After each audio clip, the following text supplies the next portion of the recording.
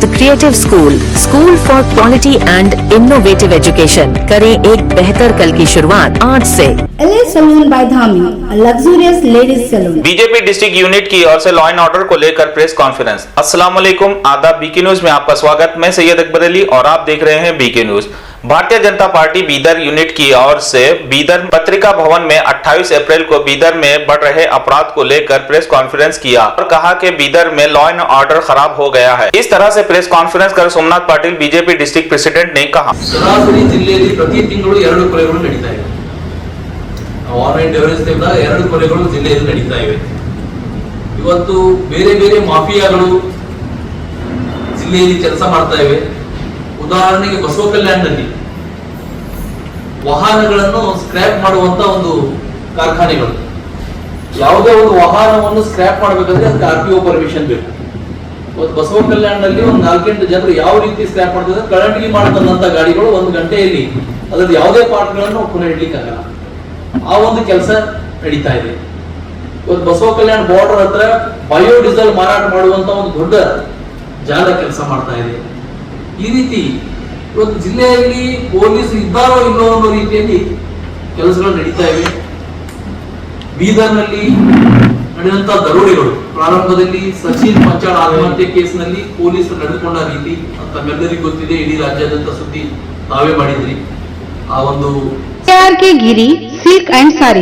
Heaven Golden Supermart 50% off। The Age School admissions are open। यहाँ सीखना बेहतर मुस्तकबिल की जमानत है। ಸಚಿನ್ ಪಂಚಾಳನ ಸಹೋದರಿಯರಿಗೆ ಒಂದು FIR ತಗೊಳ್ಳಲಾಗದೆ ವಿವಿಧ ಠಾಣೆಗಳಿಗೆ ಅಲ್ಲಾಡಿಸಿದ್ದು ಪೊಲೀಸರ ಮನೋಸ್ಥಿತಿ ಯಾವ ರೀತಿ ಇದೆ ಈ ಜಿಲ್ಲೆಯಲ್ಲಿ ಅನ್ನೋದನ್ನು ಹಿಡ್ಕೊಂಡು, ತದನಂತರ ನಡೆದಂತ ನಮ್ಮ ಬ್ಯಾಂಕ್ ದರೋಡೆ ಪ್ರಕರಣ, ಇವತ್ತಿಗೂ ಕೂಡ ಬ್ಯಾಂಕ್ ದರೋಡೆ ಯಾರು ಮಾಡಿದ್ರು, ಹೇಗೆ ಮಾಡಿದ್ರು ಅನ್ನೋದು ಕಂಡು ಹಿಡ್ಲಿಕ್ಕೆ ಇವತ್ತಿಗೆ ಪೊಲೀಸರಿಗೆ ಆಗಲಿಲ್ಲ।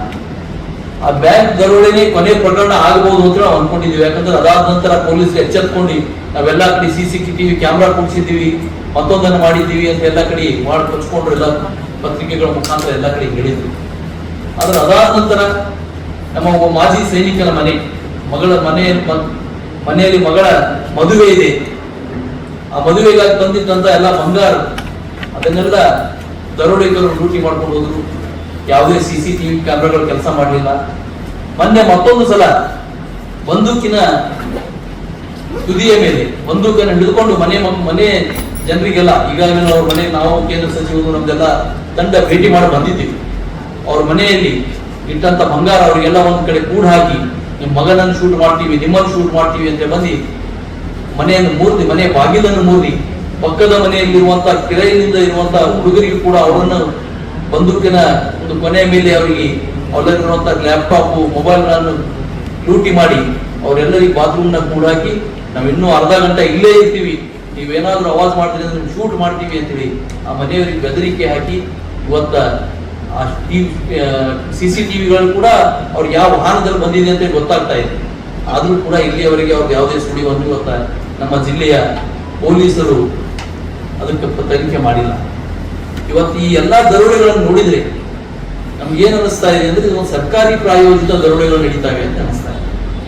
ಯಾಕಂದ್ರೆ ಸರ್ಕಾರದಲ್ಲಿ ದುಡ್ಡಿಲ್ಲ, ಇವತ್ತು ಗ್ಯಾರಂಟಿ ಹೆಸರ ಮೇಲೆ ಸರ್ಕಾರ ದಿವಾಳಿ ಎಂದಿದೆ।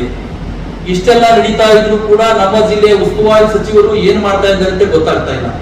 ನಾವು ಈ ಹಿಂದೆನೆ ಮತ್ತೊಂದ್ಸಲ ನಾವು ನಿಮ್ಮ ಪತ್ರಿಕಾ ಇದರಲ್ಲಿ ಹೇಳಿದ್ವಿ, ನಾವು ಒತ್ತಾಯ ಮಾಡಿದ್ವಿ ಅನೇಕ ಸಲ, ನಮ್ಮಲ್ಲಿರುವಂತಹ ಪೊಲೀಸ್ ವರಿಷ್ಠಾಧಿಕಾರಿಗಳನ್ನು ಬದಲಾವಣೆ ಮಾಡಬೇಕು ಅಂತ ಹೇಳಿ। ಯಾಕೆಂದ್ರೆ ಪಕ್ಕದ ಕಲಬುರಗಿಯಲ್ಲಿ ದರೋಡೆ ಆದಾಗ ಅಲ್ಲಿ ಶೂಟೌಟ್ ಆಗಿ ಅಲ್ಲಿರುವಂತ ಒಂದು ದರೋಡೆಕೋರರನ್ನು, ಇಲ್ಲೇ ಕೆಲಸ ಮಾಡಿ ಹೋಗಿದ್ದಂತ ಸಂತೋಷ್ ತಟ್ಪಳ್ಳಿ ಅನ್ನುವಂತ ಒಂದು ಅಧಿಕಾರಿ ಶೂಟೌಟ್ ಮಾಡಿ ಅಲ್ಲಿ ಆ ದರೋಡೆಕೋರರನ್ನು ಅರೆಸ್ಟ್ ಮಾಡಿದ್ದಾರೆ। ಈ ಬೀದರ್ನಲ್ಲ ಆಗಿನ ದಿವಸ ಮಂಗಳೂರಿನಲ್ಲಿ ಆದಂತ ದರೋಡೆಕೋರರಿಗೆ ಕೇರಳದಲ್ಲಿ ಹೋಗಿ ಶೂಟೌಟ್ ಮಾಡಿ, ಕೇರಳ ತಮಿಳುನಾಡಿನಲ್ಲಿ ಶೂಟೌಟ್ ಮಾಡಿ ಅವರನ್ನು ಹಿಡಿದುಕೊಂಡು ಮಾಡಿದಂತ ಘಟನೆ ನಾವು ನೀವೆಲ್ಲರೂ ನೋಡಿದ್ದೀವಿ। ಅವಾಗಿದ್ದಂತ ಅಧಿಕಾರಿಗಳು ಇವತ್ತು ಬೀದರ್ನಲ್ಲಿ ಕೆಲಸ ಮಾಡ್ತಾ ಇದ್ದಾರೆ। 1 ವರ್ಷ 2 ವರ್ಷ ಹಿಂದ್ಗಡೆ ಇದ್ದಂತ ಅಧಿಕಾರಿಗಳೇ ಕೆಳ ಹಂತದಲ್ಲಿ ಎಲ್ಲ ಇನ್ಸ್ಪೆಕ್ಟರ್, ಸಬ್ ಇನ್ಸ್ಪೆಕ್ಟರ್ಸ್ ಎಲ್ಲ ಇದ್ದಾರೆ। ಆ ದಕ್ಷ ಅಧಿಕಾರಿಗಳಿಗೆ ಎಲ್ಲೋ ಒಂದ್ ಕಡೆ ಕೈ ಕಟ್ಟು ಹಾಕಿದ್ದಾರೆ ಅನ್ನೋದು ಕಾಣಿಸ್ತಾ ಇದೆ। ಮೇಲಧಿಕಾರಿಗಳು ಇಲ್ಲಿರುವಂತಹ ಸಚಿವರು ಇದನ್ನು ಗಮನಿಸ್ತಾ ಇಲ್ಲ ಅಂತ ನಮ್ಗೆ ಅನಿಸ್ತಾ ಇದೆ। ಇದಕ್ಕೆ ಅವರದೇ ಒಂದು ಕುಮ್ಮಕ್ಕಿದೆ ಅನ್ನೋದು ಕಾಣಿಸ್ತಾ ಇದೆ।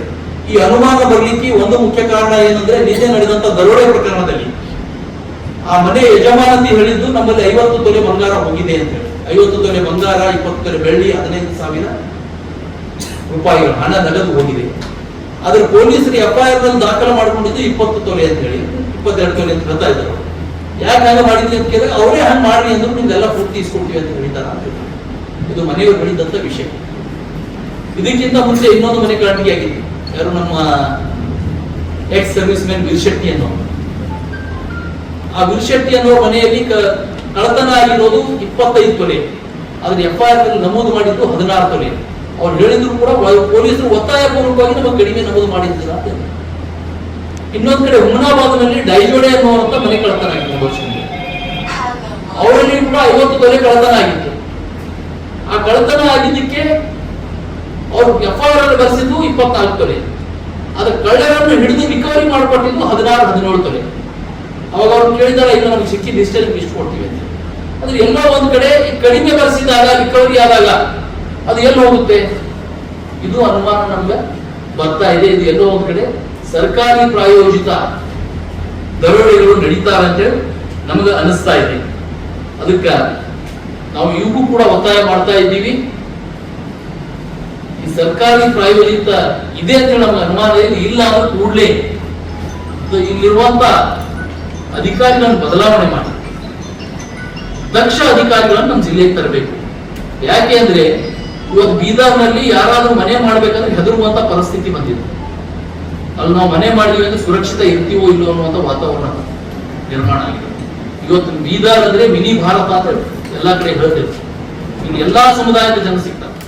ಇಲ್ಲಿ ಯಾವತ್ತೂ ಶಾಂತಿ ಇದ್ದಿರ್ತದೆ, ಯಾವತ್ತೂ ಈ ರೀತಿ ನಡೀತಾ ಇರಲಿಲ್ಲ. ಹಾಡು ಹೋಗಲೇ ಕೊಲೆಗಳಾಗ್ತಾ ಇವೆ. ಮೊನ್ನೆ ಒಬ್ಬ ವ್ಯಕ್ತಿಯನ್ನು ಹಗಲಲ್ಲಿ ಅಲಿಯಾಬಾದ್ ಹಿಂಗ್ ರೋಡ್ ನಲ್ಲಿ ಆರ್ಡರ್ ಮಾಡಿದ್ರು. ನಿನ್ನೆ ಶಂಕರಗಂಜ್ ವಾಡಿ, ನಿನ್ನೆ ಮೊನ್ನೆ ಒಂದು ಶಂಕರಗಂಜ್ ವಾಡಿ ಮಾಡಲಾಗಿದೆ. ಈ ರೀತಿ ಪ್ರತಿ ದಿವಸ ನಿಮ್ಮ ಪತ್ರಿಕೆಗಳನ್ನು ನೋಡಿದಾಗ ಯಾವ್ದಾದ್ರು ಒಂದು ಸುದ್ದಿ ಇತ್ತು.